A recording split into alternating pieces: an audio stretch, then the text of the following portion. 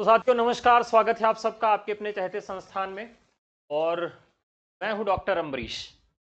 देखिए, जो आज का सबसे महत्वपूर्ण सवाल है, पहला सवाल आप सबके स्क्रीन पे दिखाई दे रहा है, जिसमें बात की गई है कि सुधा निधि किस कवि की रचना है। वैसे आप सब जानते हैं कि ये एक ऐसे महत्वपूर्ण रचनाकार की रचना है जो कई बार परीक्षाओं में पूछी गई है। तो फटाफट आप लोग आंसर दीजिए, देखते हैं कितना लोग लाइव आ चुके हैं। तो लोग भी आए हैं, सबका स्वागत है। लेट्स न्यूज है, प्रिंस पाठक जी हैं, पंकज जी हैं, छाया जी हैं, रंजना, सुप्रिया, उषा, बिमल, आभा, चना, जितेंद्र। चलिए, सबका स्वागत है।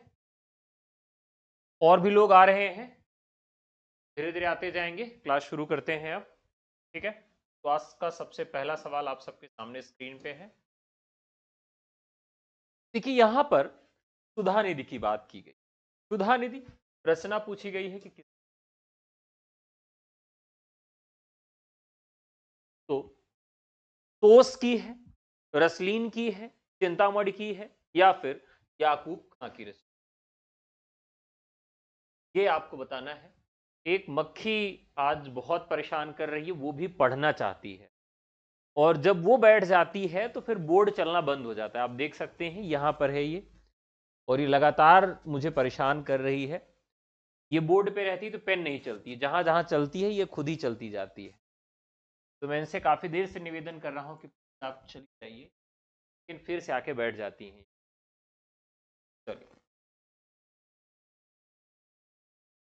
सबसे पहला सवाल है सुधा निधि। दरअसल सुधा निधि के रचनाकार कौन है? तोष है। तोष कहाँ के रहने वाले थे? तोष आप जानते हैं, तो ये आपके प्रयागराज रहने वाले थे। और प्रयागराज में भी जगह है श्रृंगवेरपुर, कहाँ के रहने वाले थे? तो श्रृंगवेरपुर के रहने वाले। इनकी रचनाएं खूब पूछी जाती है, और किस तरह के कवि थे ये भी पूछा जाता है। तो यह भी आपको याद रखना चाहिए। ये मूलतः रसवादी आचार्य हैं। किस तरह के आचार्य हैं? रसवादी आचार्य। आप अगर पूरे रीतिकाल में देखें तो अलंकारवादी आचार्य आपको मिल जाएंगे, ध्वनिवादी आचार्य मिल जाएंगे, रसवादी आचार्यों की संख्या बेहद कम है। तो इन्होंने जो रचना लिखा है, वो ज्यादातर रचनाएं किससे संबंधित हैं? तो रस से संबंधित हैं। और रसवादी जो रचनाओं की परंपरा है हिंदी साहित्य में, कहां से प्राप्त होती है? संस्कृत के साहित्य शास्त्र, संस्कृत शास्त्र रस की परंपरा में आप जानते हैं कि अद्वितीय ग्रंथ है जिसका नाम है भरत मुनि पंचमवेद, जिसे हम नाट्यशास्त्र के नाम। तो नाट्यशास्त्र की जो परंपरा है, उस परंपरा का भी निर्वहन यहां पर देखिए है रीतिकाल में। अब यहां और भी पूछा जाएगा कि इनकी रचनाएं कौन कौन सी हैं जो काफी महत्वपूर्ण है। तोष की, सुधा निधि, नक्सिक और विनय शतक। निधि,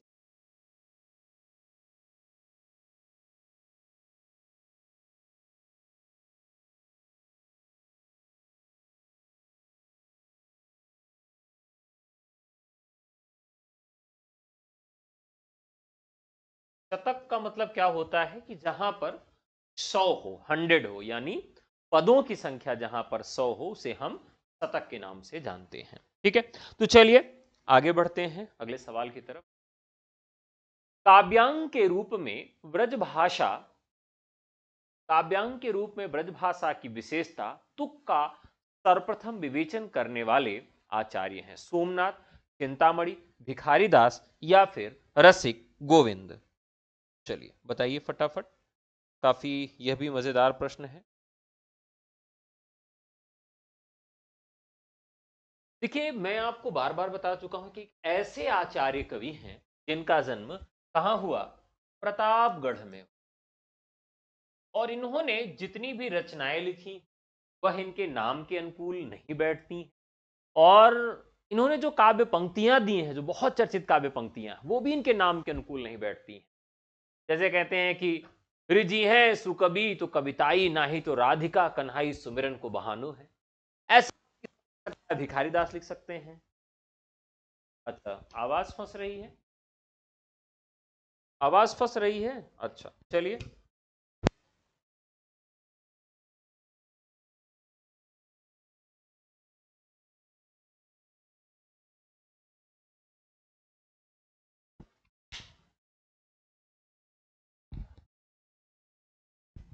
तो हम बात कर रहे थे काव्यांग के रूप में।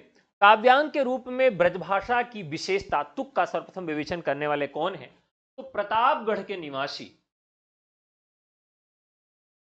वो कौन है? प्रतापगढ़ के निवासी हैं आपके भिखारीदास। ठीक है, अब भिखारीदास के विषय में आप सब जानते हैं।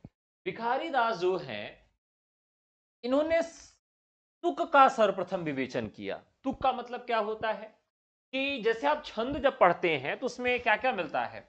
लय, ताल और तुक, यति, गति ना। यहां बात की जा रही है तुक की। तो भैया ये तुक है क्या? तुक का मतलब है कि बहुत सारे लोग कहते हैं कि यार तुमको तो बात करने का तुक ही नहीं है, तुम बात करने की तुक कब सीखोगे? इस बात का तो वहां कोई तुक ही नहीं था। तो तुक का मतलब अगर आप इसे अंग्रेजी भाषा में समझे तो जिसे हम राइम कहते हैं, राइम।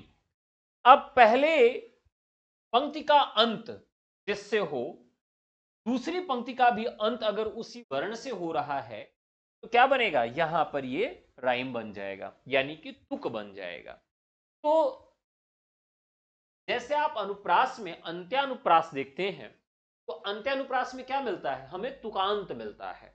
तो बस यहीं पर ये बात की गई है। तो राइट आंसर यहां पर हो जाएंगे आपके भिखारीदास। भिखारीदास की रचना का क्या नाम है? भिखारीदास, देखिए भिखारीदास जो हैं ये ट्योंगा इनका जन्म होता है, ट्योंगा, और हिंदू पति सिंह, पति सिंह किसके दरबार में ये कवि थे? ये तो आपको जरूर याद रखना है रीतिकाल के, क्योंकि पूरा का पूरा रीतिकाल जो है वो आश्रयदाताओं के ही शरण में रहा। अभी एक फिल्म आई हुई है, आप जाइएगा, फिल्म का नाम है यानी जो शेर का बच्चा होता है उसे मराठी में छापा। फिल्म थोड़ी सी हो सकता है कि आपको बोरिंग लगे, क्योंकि एक उपन्यास को रूपांतरित करके वो फिल्म लिखी गई है, काफी चर्चित हो रही है, अच्छी फिल्म है, मैं पहला शो ही देखने गया था। तो छावा फिल्म में क्या है कि वहां पर भी कवि और राजा वो मित्र हैं, और कवि और राजा की मृत्यु भी लगभग साथ साथ होती, युद्ध के मैदान में और अपने आंगन में भी राजा कवि के साथ रहता है और उसका उत्साहवर्धन भी कवि करता रहता है। तो थोड़ी सी वो परंपरा आपको देखने के लिए वहां पर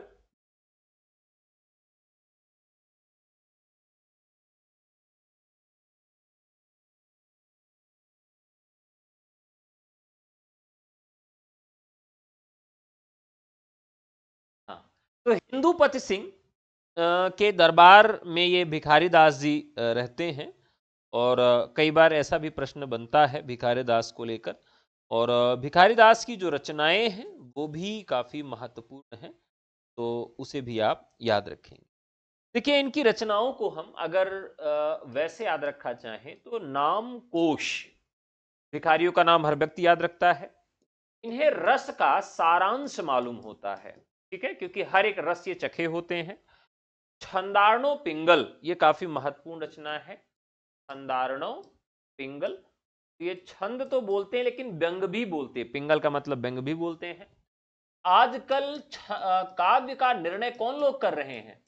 भिखारी कर रहे हैं, ऐसे ट्रिक बना के याद करना है। श्रृंगार का निर्णय आजकल कौन कर रहा है? श्रृंगार का निर्णय कौन कर रहा है?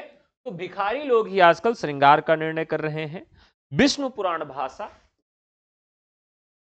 शतरंज शतिका, कोई भी व्यक्ति भिखारी कैसे बनता है? शतरंज खेलता है और उस शतरंज में हार जाता है तो फिर वो भिखारी बन जाता है। तो शतरंज शतिका भी जो इनकी रचना हो गई यह भिखारी दास की हो गई, ऐसे आप इसको याद कर सकते हैं।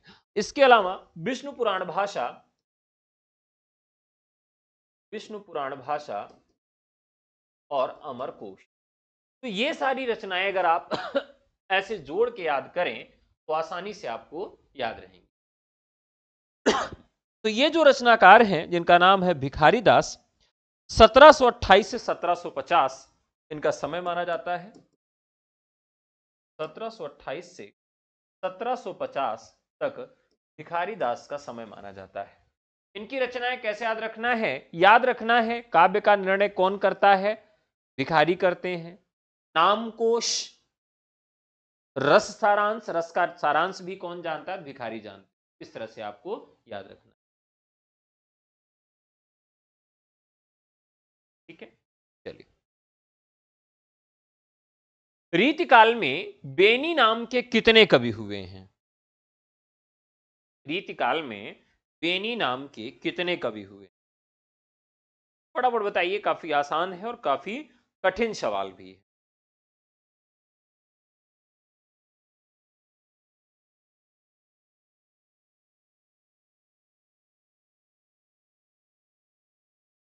चलिए,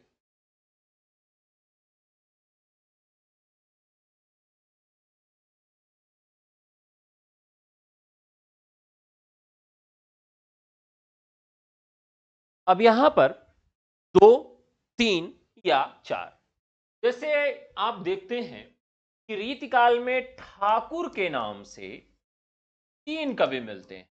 रीतिकाल में ठाकुर के नाम से 3 कवि मिलते हैं।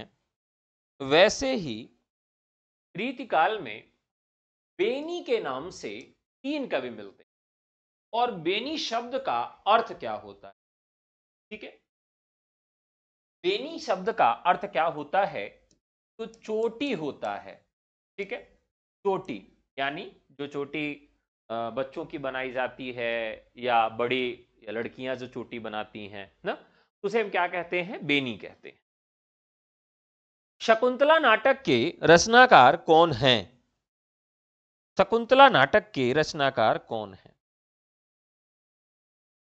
अब यहां पर एक ऑप्शन, नेवाज।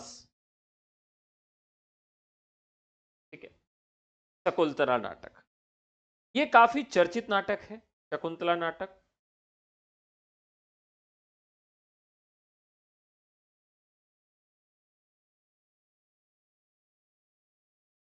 नेवाज जो है, इन्होंने शकुंतला पर क्या लिखा था? शकुंतला पर उपाख्यान लिखा था। यानी आख्यान में उप लगा दिया गया है, यानी उप धन आख्यान, उपाख्यान लिखा था, जिसे श्री सुधा तरंगिणी भी नाम दिया जाता है। ठीक है, क्या इसे नाम दिया जाता है? सुधा तरंगिणी भी नाम दिया जाता है। तो कई बार साथियों यहां से यह भी प्रश्न पूछा जाता है कि शकुंतला जो उपाख्यान है, इसे और किस नाम से जाना जाता है? तो इसे सुधा तरंगिणी के नाम से जाना जाता है। ठीक है,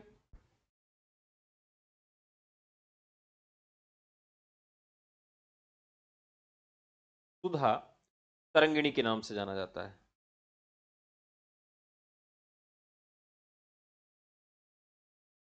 यह नाटक भी, यहां पर जो इनके द्वारा लिखा गया है, यह नाटक 7 अंकों का है। और इसकी कथा कथा जो है बहुत ही नाटकीय ढंग से अभिव्यक्त की गई है। ठीक है, आप जानते हैं कि कालिदास की सर्वश्रेष्ठ कृति में अगर एक कृति को चुनना हो तो अभिज्ञान शाकुंतलम। तो अभिज्ञान शाकुंतलम जो है, उसी नाटक का यह उपाख्यान सुधा तरंगिणी के नाम से भी मिलता है। आकार जो है यह है। अब यहां पर ये एक काव्य नाटक है। यहां पर ये हिंदी में इसे जो लिखा गया वो काव्य नाटक के रूप में।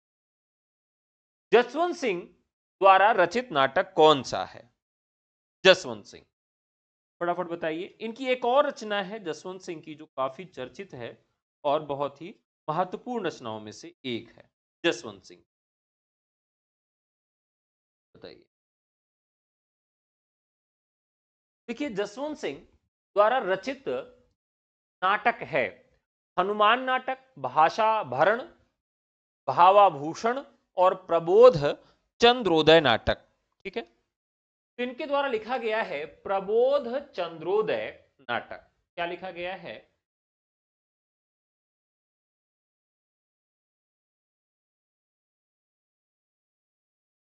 ऐसा आएगा, कथन कारण वाले कुछ बताइए। हाँ, एकदम सही बात है। कथन कारण वाले भी प्रश्न आते हैं। आप कोई भी एक पेपर ले लीजिए, पैटर्न हर बार चेंज होता है। यूजीसी नेट का पैटर्न ले लीजिए तो एकदम पैटर्न इस बार चेंज हो गया था। तो कथन कारण वाले जो प्रश्न बनते हैं वो स्थापना स्तर के प्रश्न, परिभाषा होते हैं, पर आधारित प्रश्न होते हैं, काल विभाजन और नाम प्रश्न, रचना रचनाकार से संबंधित प्रश्न ये पूछे ही जाएंगे। तो ये कोई फुल फ्लैश टेस्ट नहीं है। आप ये सोचिए कि अगर ये पूरा फुल फ्लैश टेस्ट है तो नहीं है, हम केवल चैप्टर वाइज टेस्ट करा रहे हैं। रीतिकाल में काव्य पंक्तियों पर अलग से टेस्ट होगा, रीतिकाल में आलोचनात्मक कथन पर अलग टेस्ट होगा, और रीतिकाल में जो स्थापना और तर्क के प्रश्न पूछे जाएंगे उस पर अलग से टेस्ट होगा। यानी सब तरह के प्रश्नों पर आपको अलग अलग टेस्ट करवाया जा रहा है। ठीक है, तो उसकी भी बारी आएगी। तो जसवंत सिंह द्वारा रचित नाटक इसमें कौन सा है? आपने देखा होगा कि इस बार यूजीसी का पैटर्न चेंज कर दिया, वन वे पूछा गया। आवाज फंस, कहां आवाज फंस रही है?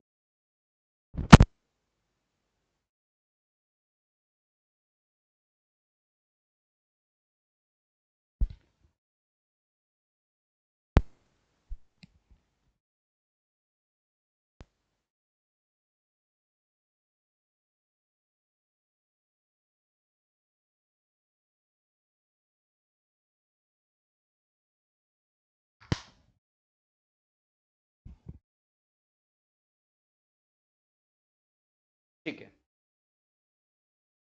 तो जसवंत सिंह द्वारा जो रचित नाटक है वह नाटक का नाम क्या है? वह है प्रबोध चंद्रोदय। इनका एक बहुत चर्चित रचना है भाषा भूषण।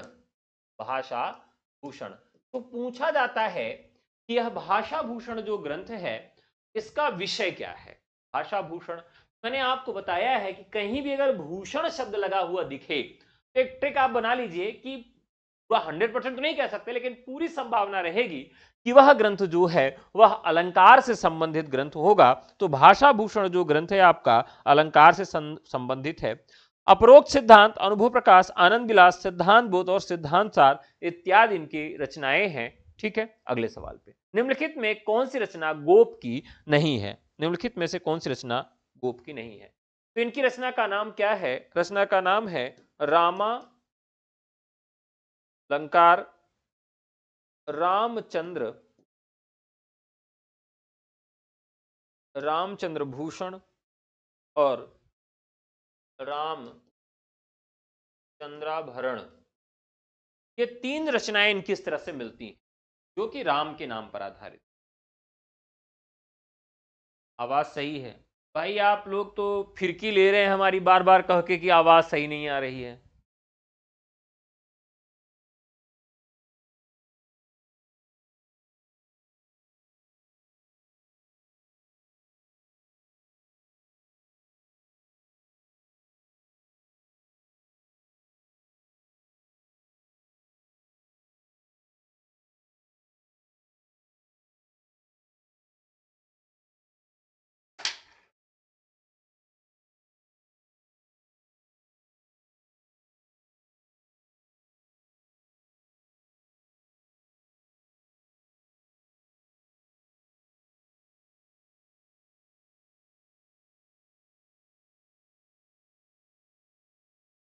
तो चलिए साथियों अगले सवाल की तरफ चलते हैं। तो यहां पर निम्नलिखित में से कौन सी रचना गोप की रचना नहीं है? तो रामालंकार, रामचंद्र भूषण और रामचंद्र भरण ये तीन रचना है, जबकि कवि कुल कल्पद्रुम जो है यह इनकी रचना नहीं है। अगले सवाल पे चलेंगे, रसिक विनोद किसका ग्रंथ है? रसिक विनोद किसका ग्रंथ है? ठीक है, आवाज सही जा रही? चलिए ठीक है, कोई बात नहीं, धन्यवाद। हाँ, कॉफी लेने गए थे, लेके आ गए। चलिए अब बात करते हैं रसिक विनोद किसका ग्रंथ है। ठीक है, अब आप देखिए यहां पर एक विनोद आ गए हैं, जो विनोद बहुत प्रसिद्ध हुए थे अभी एक वेब सीरीज के बाद। तो इस विनोद को भी हम देखते हैं कि इनके ग्रंथ का नाम क्या है।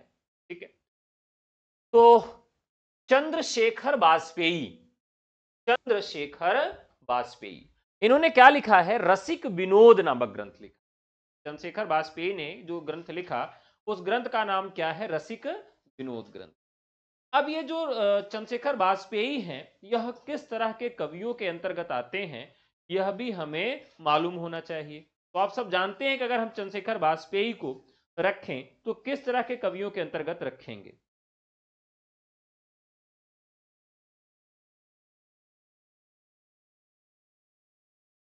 क्या हो गया भाई? हाँ, तो यहां पर किसका ग्रंथ है? चंद्रशेखर वाजपेयी का है। रीतिकाल में यह भी पूछा जाता है कि कौन सा रचनाकार जो है वह किस श्रेणी में आता है। तो अगर हम रीतिकाल के कवियों को क्रम में बांटे, यानी कि भक्ति में, वीर में, श्रृंगार में बांटे, तो यहां हमें मिलेगा। ठीक है, तो जैसे हम प्रेमाख्यानक कवियों में देखें, रीतिकाल के नीति काव्यों में देखें और वीर काव्य में देखें, तो एक काव्य हमें मिलता है जिसे हम क्या कहते हैं, रसभूषण किसका ग्रंथ माना जाता है। ठीक है, अब यहां पर भी देखिए, ग्रंथ में रस लिखा हुआ है और ग्रंथ में भूषण भी लगा हुआ है। तो यहां हमें देखना होगा कि रसभूषण ग्रंथ किसका है। ठीक है, तो यहां एक रचनाकार है जिनका नाम है याकूब खां।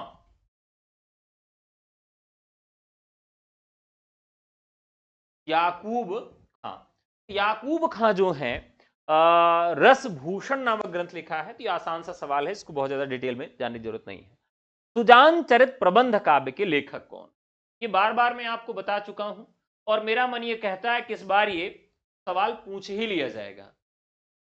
ठीक है, तो देख लीजिए, सुजान के नाम से कितनी रचनाएं मिलती हैं। सुजान सार, सुजान सागर, सुजान हित प्रबंध,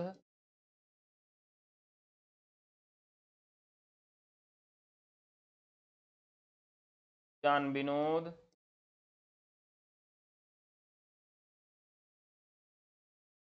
सुजान विलास,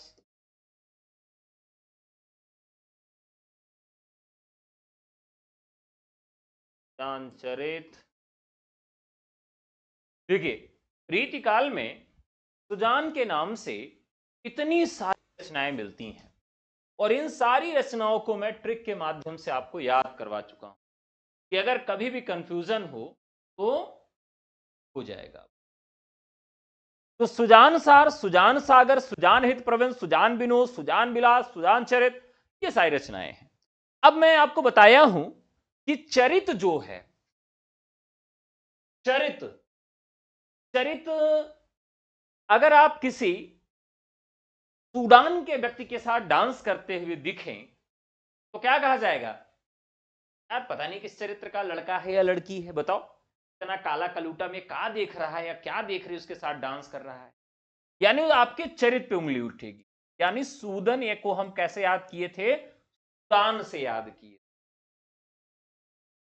सुजान के साथ विलास कैसे होगा? विलास करने के लिए क्या पीना पड़ेगा? सोमरस, यानी सोमनाथ। तो हमारा हो जाएगा सोमनाथ हो जाएगा। सुजान के साथ विनोद कौन करेगा? तो विनोद तो भाई कौन करते हैं? देव करते हैं। देव हो गए आपके। ठीक है, सुजान के हित और सुजान का सागर, तीनों रचनाएं बदल के मिलती हैं घनानंद के नाम से। ठीक है, तो इस तरह से हो गया ये। द्विजदेव मान सिंह की रचना कौन सी है? द्विजदेव,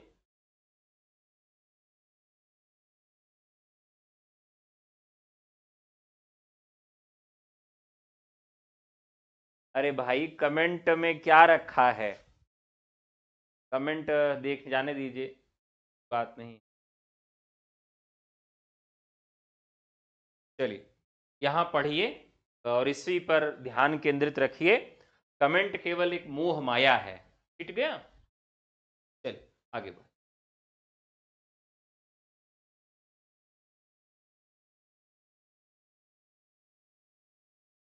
चलिए आगे बढ़ते हैं। तो यहां पर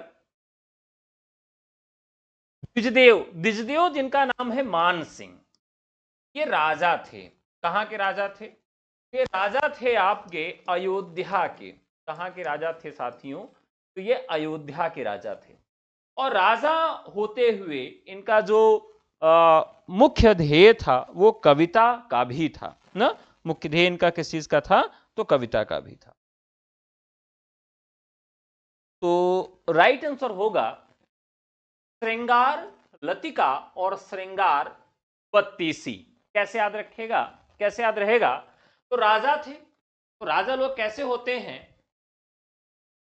ये बहुत खतरनाक होते हैं ना। तो राजा क्या करते हैं, किसी को बुलाए और उसको कहे कि इसको लतियाओ। लतियाना जानते हैं कि नहीं? एक क्रिया है, नाम धातु क्रिया। नाम धातु क्रिया जानते हैं कि नहीं? किसी भी धातु से जब आप संज्ञा बना दें, मतलब वो क्रिया रहेगी, बाद में वो संज्ञा बन जाएगी। तो लात संज्ञा है, अब क्रिया बनाइए। लात क्या है? संज्ञा है, क्रिया बनाइए। तो नाम धातु क्रिया क्या बन जाएगी? लतियाना। बात क्रिया है, संज्ञा बनाइए, बतियाना, हतियाना। तो यहां राजा क्या करता है कि कहता है कि इनको लतियाओ, श्रृंगार लतिका। फिर क्या होता है, जब किसी को लतियाने की बात आती है तो कहते हैं कि अगला व्यक्ति कहता है अरे साहब क्षमा कर दीजिए मतलब वो बत्तीसी दिखाता है। तो बस यही हमारी ट्रिक हो गई। राजा मान सिंह द्विजदेव श्रृंगार लतिका, लतकान लतियाने के लिए कहते हैं, और फिर क्या होता है? बत्तीसी। इस तरह से आपको याद हो जाएगा।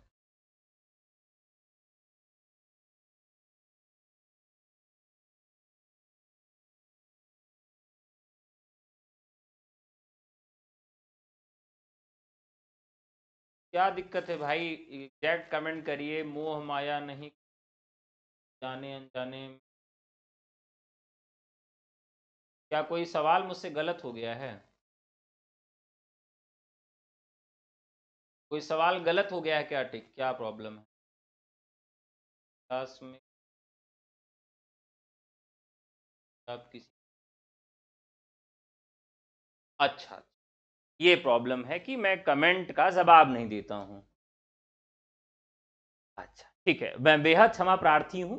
ये तो वास्तविकता है कि अगर कमेंट में बहुत ज्यादा एंगेज हो जाएंगे तो फिर क्या होता है कि मेन विषय वस्तु से हम लोग हट जाते हैं। जब आप चाइल्ड साइकोलॉजी पढ़ते हैं, आपने बीएड किया होगा, तो वहां पर व्यक्तिनिष्ठ कक्षा नहीं होती, सामूहिक कक्षा होती है। तो अगर कोई गलत उत्तर दे रहा है, सही उत्तर सब दे रहे हैं तो ठीक है, गलत उत्तर दे रहा है तो यहां जवाब दिया ही जा रहा है, उसकी व्याख्या भी करवाई जा रही है। और जब वस्तुनिष्ठ के अलावा हम कोई सवाल करते हैं, आपका कोई सवाल हो, किसी बातचीत करना हो, हम रीतिकाल पे कुछ चर्चा कर रहे हैं, वहां आपका कोई सवाल हो, तो ये सारे सवालों का जवाब दिया जाता है। तो कुल मिलाकर जो हमारी कक्षा है वो निर्धारित ढंग से चले, इसलिए हम कमेंट पे कम ही ध्यान देते हैं, ये सत्यता है, और मैं इसके लिए क्षमा प्रार्थी हूं। ठीक है, आगे बढ़ते। तो ये द्विजदेव हो गए, राजा अयोध्या थे। ये दोनों रचनाएं आपको याद हो गई। कौन सी रचना सूरति मिश्र की नहीं है? कौन सी रचना सूरति मिश्र की नहीं है? तो चलिए फटाफट बताइए सूरति मिश्र की रचना। अब देखिए, ये सूरति मिश्र भी नाम इस तरह से है कि अब काम इनका किस तरह से है। सूरति मिश्र, इन्होंने एक रचना लिखा है बहुत ही महत्वपूर्ण, अमर चंद्रिका। अमर चंद्रिका, अमर चंद्रिका। और ये रचना दोहा में लिखी गई है। इसका प्रणयन कैसे हुआ है? दोहा में हुआ। ठीक है, तो अमर चंद्रिका मोस्ट इंपॉर्टेंट रचना है, कैसे याद रहेगा? तो देखिए, प्रेमी प्रेमिका से सदैव यही कहता है। अब पहले का जमाना था तो चेहरा नहीं देखता था, तो आवाज से प्रेम होती थी। तुम्हारी आवाज में वो मधुरता है, वो आनंद है, वो स्निग्धता है कि मैं मोहित हो जाता हूं, मेरे रोम रोम झंकरित हो जाते हैं तुम्हारी आवाज सुन। मतलब पहले आवाज से प्यार हो जाता था, जिसे आप सूफीज में क्या कहते हैं? पूर्वानुराग। आपने किसी को देखा नहीं, उससे प्रेम हो गया, पूर्वानुराग। लेकिन अब मान लीजिए हमारा ट्रिक क्या है कि कोई व्यक्ति है जिसका कहते हैं कि राजा तुहार सूरतिया देख ले ना तो अमर हो जाओ ना।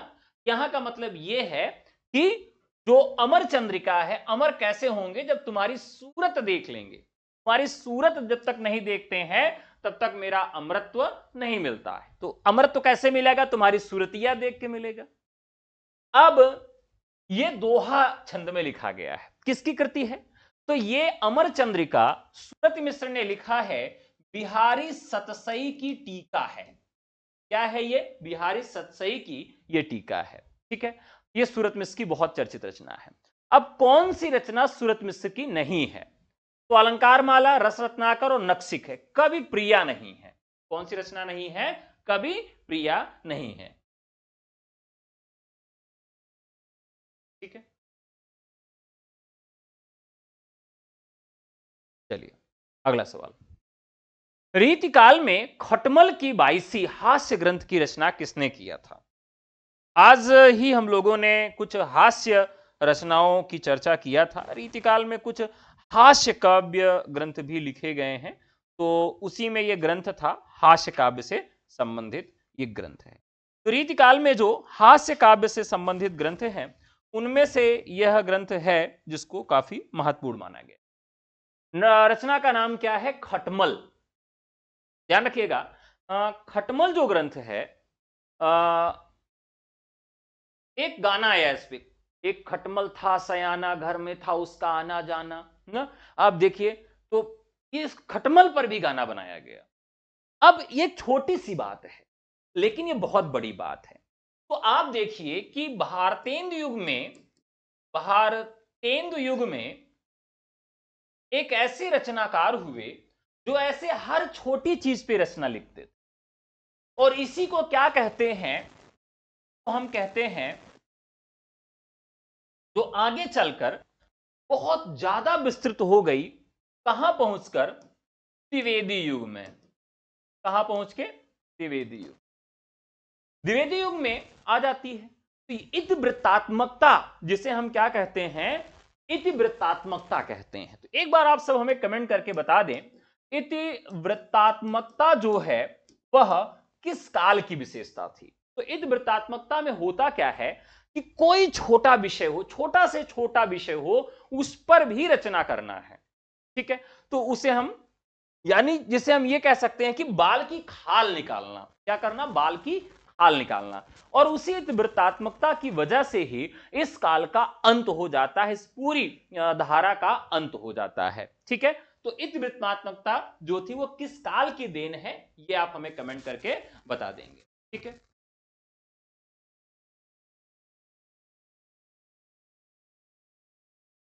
अब यहां क्या है कि खटमल 22वीं हास्य ग्रंथ के रचनाकार कौन है? यानी रीतिकाल में जो ग्रंथ आते हैं, उसमें एक ग्रंथ आते हैं जिसे हम कहते हैं हास्य बंक के ग्रंथ। एक ग्रंथ है भड़ौवा संग्रह, काफी महत्वपूर्ण है भड़ौवा संग्रह। तो भड़ौवा संग्रह जो ग्रंथ है वह भी इसी तरह का ग्रंथ है।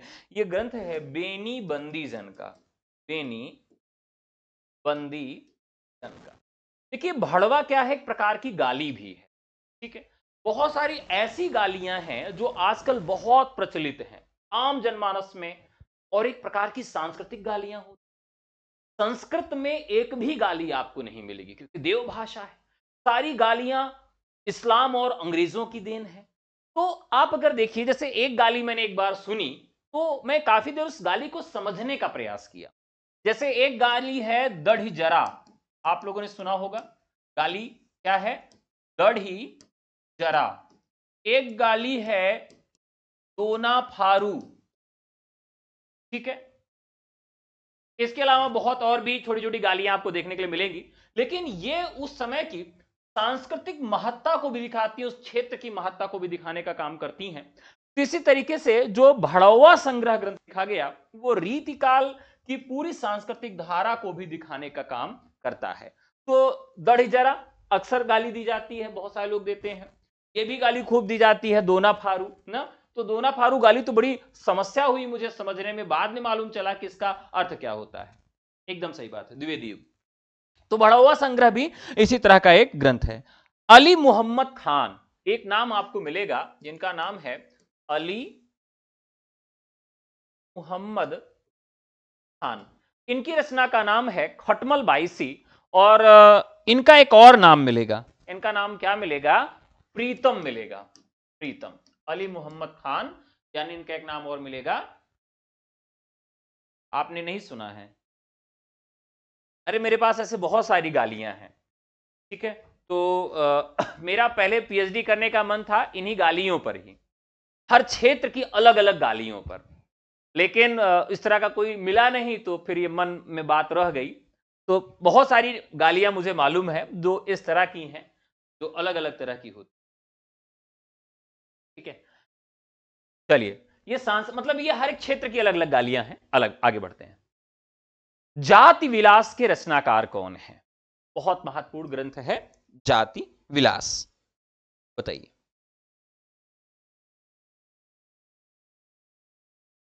गोरेलाल, श्रीपति श्रीधर या देव? जाति विलास। देखिए, आपको एक चीज बहुत अच्छे से समझना है कि जो एक रचनाकार आपके यहां मिलेंगे जिनका नाम है देव, रचनाकार का नाम क्या है? देव है। देव की सभी रचनाएं आपको याद रखनी है, बहुत ही ज्यादा महत्वपूर्ण है देव की सभी रचनाएं। अब देखिए, इनकी रचनाओं को हम कैसे जोड़कर याद करें, देव की रचनाओं। अब देव की रचनाओं को, इनका नाम ही जब देव है, तो इनकी रचनाओं को हम देव से जोड़ के याद करेंगे। आप लोगों ने कामायनी पढ़ी होगी, क्या पढ़ी होगी? कामायनी। कामायनी जो ग्रंथ है वो प्रतिभिज्ञा दर्शन, शैव दर्शन पर आधारित ग्रंथ है।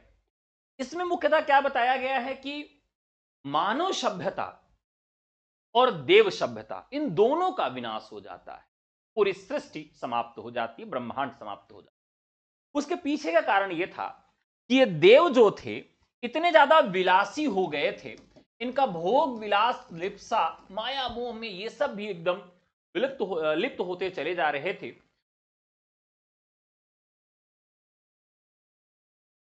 विलास जो है ये देवों का मुख्य था। अब आप देखिए कि हमारे देश में और पूरे मतलब धरती पे ही कह लीजिए इस तरह की व्यवस्था है। विलास मतलब देवताओं के यहां विलास के लिए कौन होती थी? गणिकाएं होती थी। कौन होती थी? गणिकाएं, या जिन्हें हम अप्सरा कहते हैं।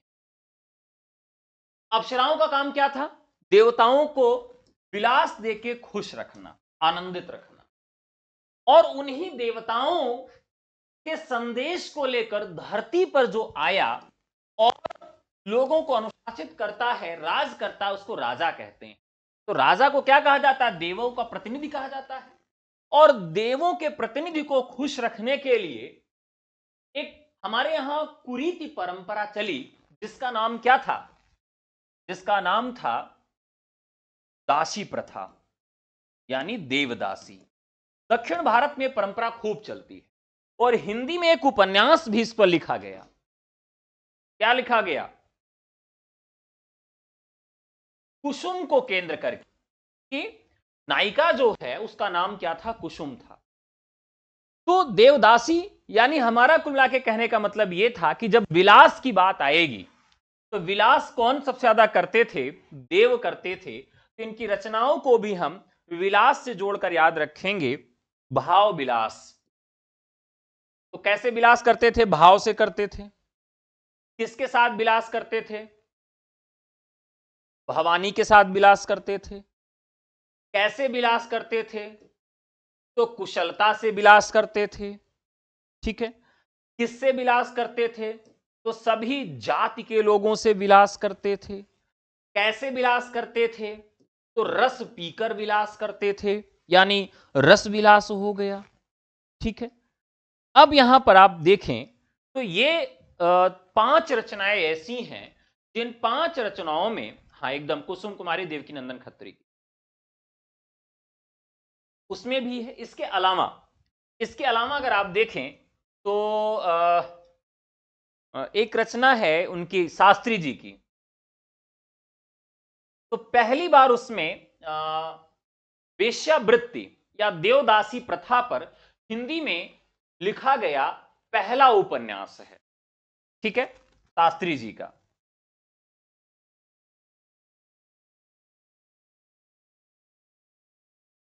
तो यहां पर क्या है? भाव से, भवानी से, कुशलता से, रस पीकर सभी जातियों से विलास करते थे। कौन करते थे? देव करते थे। तो देव के साथ अब विलास वाला शब्द अगर आ गया तो आसानी से आपको याद रहेगा, ये कभी नहीं भूलेगा। ठीक है, अब यहां पर देव की और रचनाएं हैं। जैसे इनकी एक रचना है अष्टायाम। रचना का नाम क्या है? अष्टायाम है।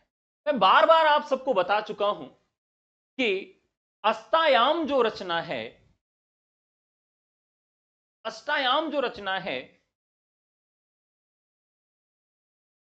अष्टायाम रचना कई लोगों के द्वारा की गई है, जिसमें एक रचना किसने किया है? देव ने किया है।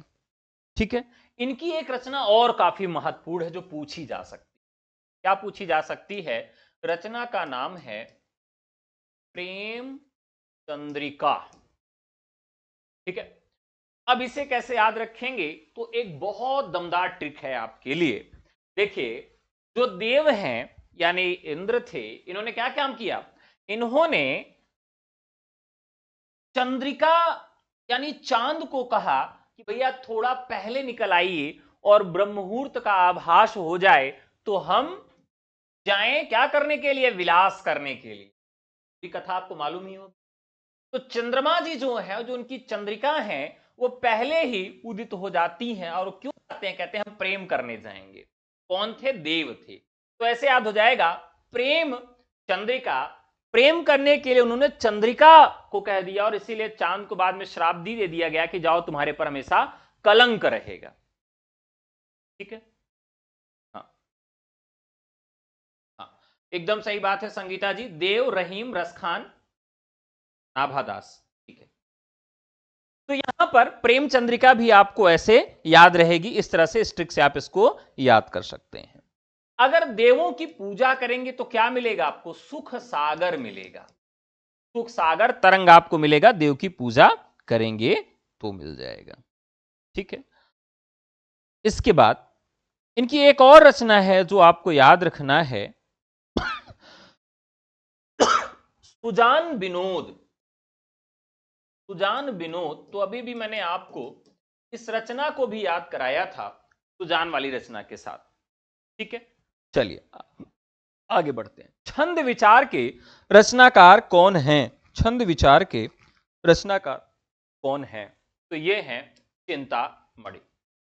रस विलास ग्रंथ किसका है? तो अभी अभी हम लोगों ने इस पे चर्चा किया था। रस के साथ विलास कौन करते हैं? तो रस के साथ आपके विलास करते हैं देव। फाजिल अली प्रकाश। फाजिल अली प्रकाश के रचनाकार कौन है? ये काफी महत्वपूर्ण सवाल है। डाटा खत्म हो गया।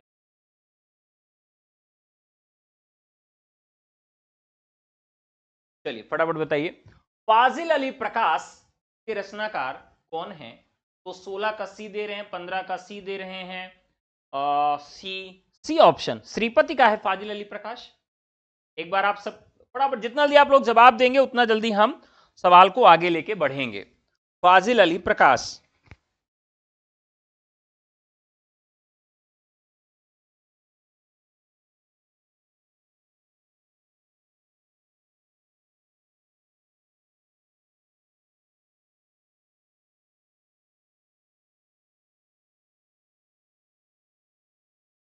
चलिए मैं बताता हूं। तो ये रचना है 17 का डी, सुखदेव मिश्र की। अगली रचना है काव्य रसायन। किसकी रचना है? काव्य रसायन किसकी रचना है? तो यह भी मैंने आपको बताया था। रसायन, इसको दो नाम से जाना जाता है, शब्द रसायन या काव्य रसायन। शब्द रसायन या काव्य रसायन, ये दोनों ग्रंथ किसका है? देव का है। अगला सवाल है, भिखारी दास द्वारा विरचित कौन नहीं है? शतरंज शतिका, काव्य निर्णय, श्रृंगार निर्णय, सुधा निधि। तो सुधा निधि जो रचना है वह तोष की है। ठीक है, तोष की रचना है। शतरंज शतिका, भिखारी लोग शतरंज खेलते हैं, भिखारी लोग काव्य का निर्णय करते हैं, भिखारी लोग श्रृंगार का निर्णय करते हैं। तो इस प्रकार से शतरंज शतिका, काव्य निर्णय, श्रृंगार निर्णय भिखारी दास की रचना है, सुधा निधि तोष की रचना। अगला सवाल, भाषा भरण ग्रंथ के लिए कौन रचना का? भाषा भरण,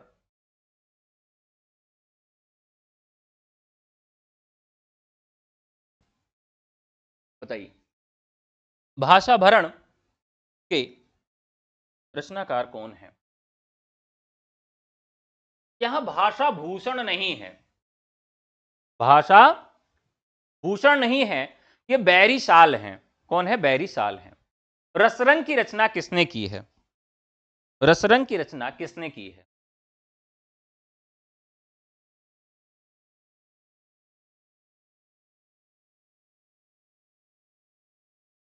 रसरंग की रचना किसने की है? देखिए साथियों, एक कवि आपको मिलेंगे जिनका नाम है ग्वाल। क्या नाम है? ग्वाल है। रीतिकाल के अंतिम कवि माने जाते हैं। अगर यहां से प्रश्न बने तो रीतिकाल के अंतिम कवि माने जाते हैं आपके। अगला सवाल है, चंडी चरित्र के लेखक कौन है? ये आप सब जानते होंगे, गुरु गोविंद सिंह। हमीर हठ के रचनाकार कौन है? हमीर हठ के रचनाकार कौन है? देखिए हमीर हठ जो रचना है ये वीर रस से संबंधित रचना है। यानी आपसे पूछा जा सकता है कि वीर रस से संबंधित रीतिकाल में कौन कौन सी रचनाएं लिखी गई हैं जो वीर रस से संबंधित रचनाएं हैं। ठीक है, तो रीतिकाल के वीर रस से संबंधित रचनाएं हैं ये।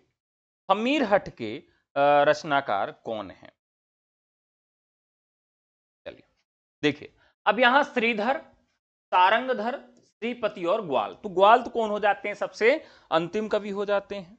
तो यहां पर ग्वाल ही हैं जिन्होंने हमीर हठ की भी रचना किया है। सही जवाब दे रहा हूं या गलत? लोग 23 का डी भी दे रहे हैं, 23 का बी भी दे रहे हैं। बताइए हमीर हठ। अब हमीर हठ जो रचना है ये रीतिकाल के परिप्रेक्ष्य से आपको बताना है। रीतिकाल के परिप्रेक्ष्य से आप सबको बताना है कि यह किसकी रचना है। ठीक है, यहां पर यह ध्यान रखना है। ठीक है, तो यहां ग्वाल हो जाएंगे। अगला सवाल, शतरंज सतिका। मैंने आपको बताया है कि शतरंज खेलें कैसे। शतरंज खेलने के नियमों को यहां बताया गया है शतरंज सतिका में भिखारी दास के द्वारा। तो आपको मैंने बताया था कि लोग भिखारी कैसे हो रहे हैं? शतरंज खेल के भिखारी हो रहे हैं। अगला सवाल है, कविकुल कंठाभरण किसका ग्रंथ है? तो मैंने आपको बताया था यह ग्रंथ किस प्रकार का है। यह ग्रंथ है सर्वांग निरूपक ग्रंथ है। किस प्रकार का ग्रंथ है? सर्वांग निरूपक ग्रंथ है। और किसका ग्रंथ है? तो कविकुल कंठाभरण। अब मान लीजिए, क्षमा करिएगा गलती से मैंने बता दिया, मेरे दिमाग में चिंतामणि का कविकुल कंठा वो चल रहा था। चिंतामणि की रचना कौन सी है? कविकुल कल्पतरु चल रहा था। तो कविकुल कल्पतरु जो है वो सर्वांग निरूपक है। यहां पर पूछा गया है कविकुल कंठाभरण। ध्यान रखिएगा, रचना किसकी है? दूल्ह की है। अब दुल्हन जब आती है तो क्या करके आती है?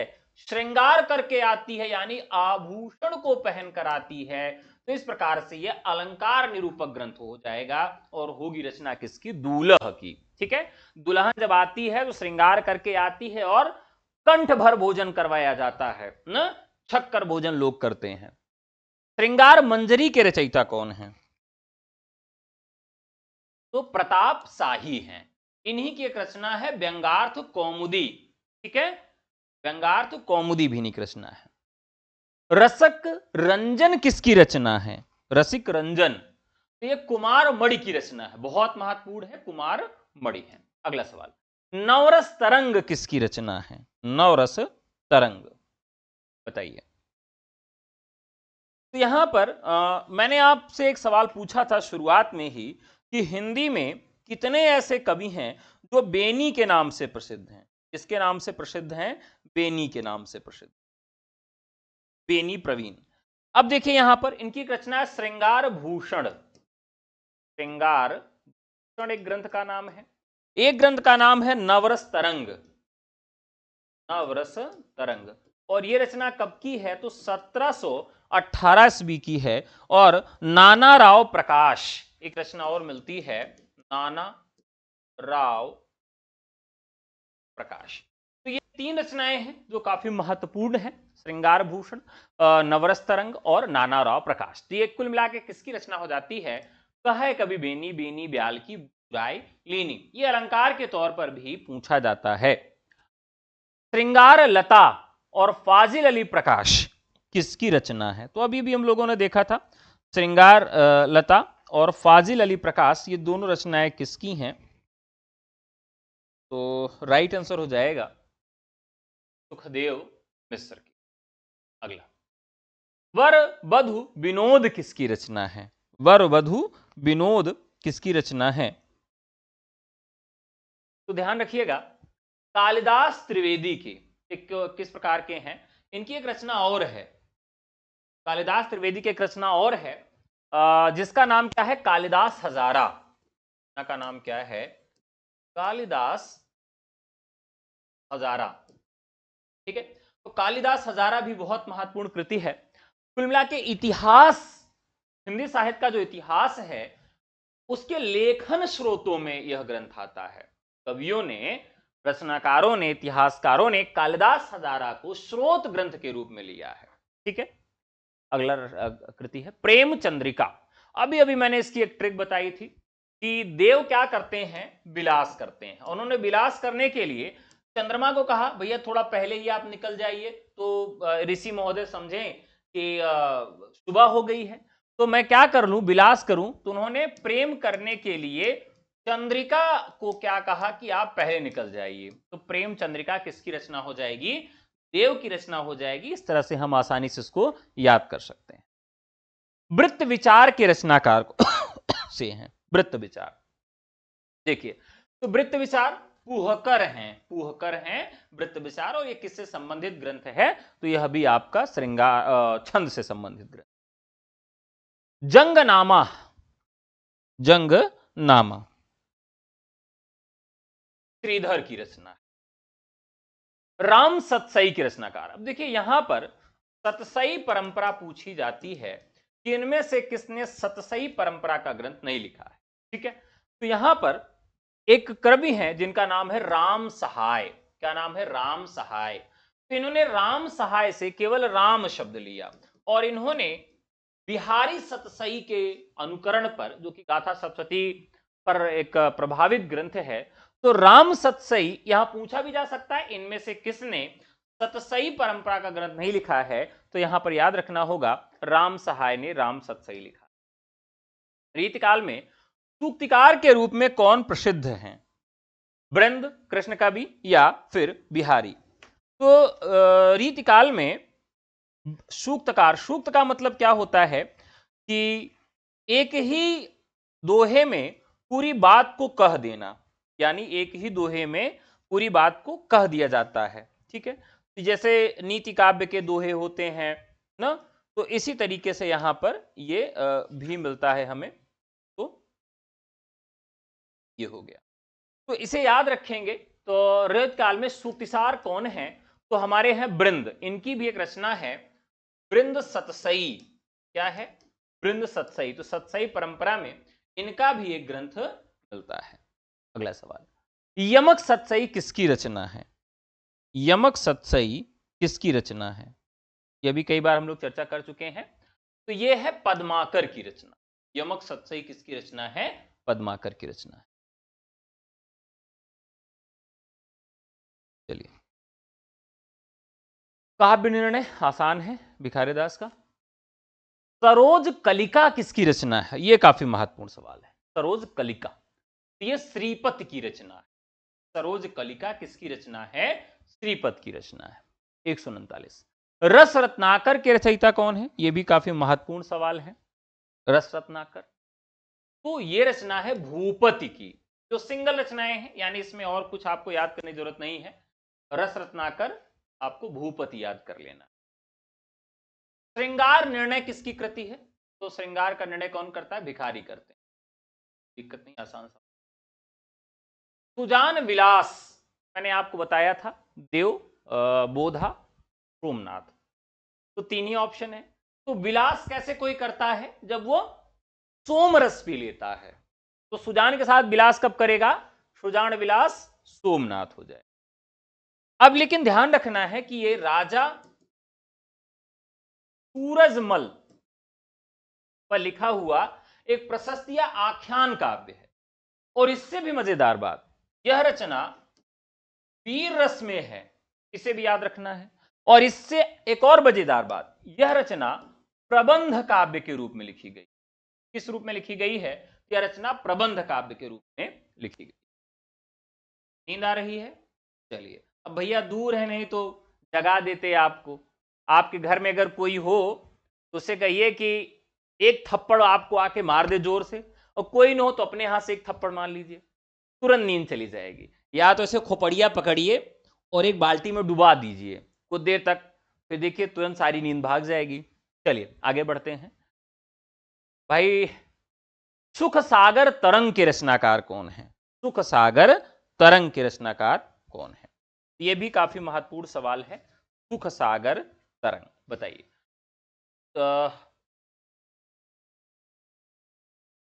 सुख सागर तरंग देव की रचना।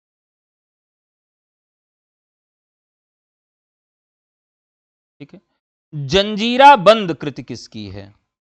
बहुत ही बढ़िया और नया सवाल है, जंजीरा बंद। देखिए, एक रचनाकार के भी हम लोग लगातार बात कर रहे थे, उसका नाम क्या है? कालिदास, कालिदास त्रिवेदी। जिन्होंने कालिदास त्रिवेदी यानी उन्होंने कालिदास हजारा भी लिखा है। तो यहां राइट आंसर हो जाएगा कालिदास त्रिवेदी। रसारणों के रचनाकार कौन है? रसारणों के रचनाकार कौन है? तो राइट आंसर हो जाएगा सुखदेव मिश्र। रसारणों के रचनाकार हो जाएंगे सुखदेव मिश्र। श्रृंगार लता के रचनाकार कौन है? श्रृंगार लता के रचनाकार कौन है? तो राइट आंसर होगा, फटाफट बताइए, श्रृंगार लता के रचनाकार कौन है? देखिए, यहां पर रीतिबद्ध कवियों में ही ज्यादा कवि और उनकी रचनाएं मिलेंगी, और इन्हीं की रचनाएं ज्यादा याद रखनी है। ठीक है, बाकी तो आपको याद ही रहेंगी। तो श्रृंगार लता जो है वो सुखदेव मिश्र की रचना है। 45 का डी, 45 का सी। तोस की रचना हो सकती है क्या? ये बताइए, तोस की रचना हो सकती है क्या? आप लोग तोस कमेंट कर रहे हैं। तोस की रचना कौन कौन सी है, एक बार आप सब फटाफट बता दीजिए। सुखदेव मिश्र की रचनाएं देखें तो वृत्त विचार, छंद विचार, फाजिल अली प्रकाश, रसारणों, श्रृंगार लता, अध्यात्म प्रकाश और दशरथ राय, ये रचनाएं हैं। और तोस की रचनाएं सुधानिधि, नक्सिक और विनय शतक हैं। ये 3 रचनाएं हैं। ठीक है, श्रृंगार लता हो गया। अगला सवाल है, अलंकार चंद्रोदय के रचनाकार कौन है? अलंकार चंद्रोदय के रचनाकार कौन है?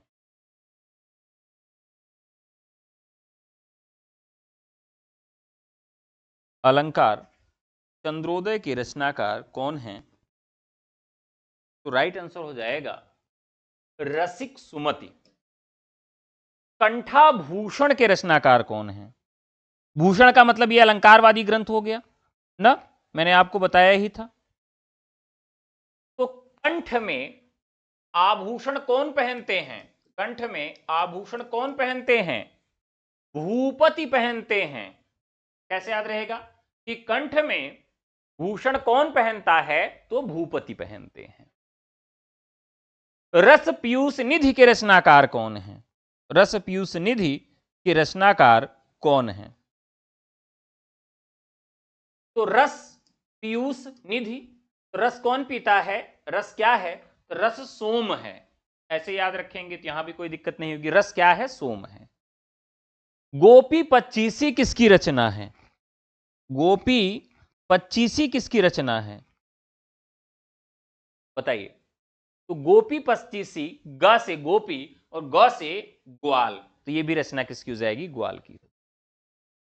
रस सारांश के रचनाकार कौन? तो रसों का सारांश कौन रखता है? श्रृंगार का निर्णय कौन करता है? शतरंज शतिका कौन लिखता है?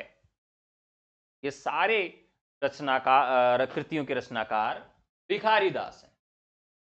तो साथियों, आज भी ये 50 महत्वपूर्ण प्रश्न मैंने आपको कराया। अगर आप UP TGT PGT LT grade JIC प्रवक्ता assistant professor GDC DSSB BPSC tier 4 या किसी भी राज्य की टीजीटी पीजीटी हिंदी की परीक्षा की तैयारी कर रहे हैं तो आप मुझसे जुड़कर तैयारी शुरू कर सकते हैं। पहले प्रयास में आपका चयन सुनिश्चित होगा। आप हमसे कैसे जुड़ सकते हैं? केवल व्हाट्सएप करके। हमारा नंबर क्या है?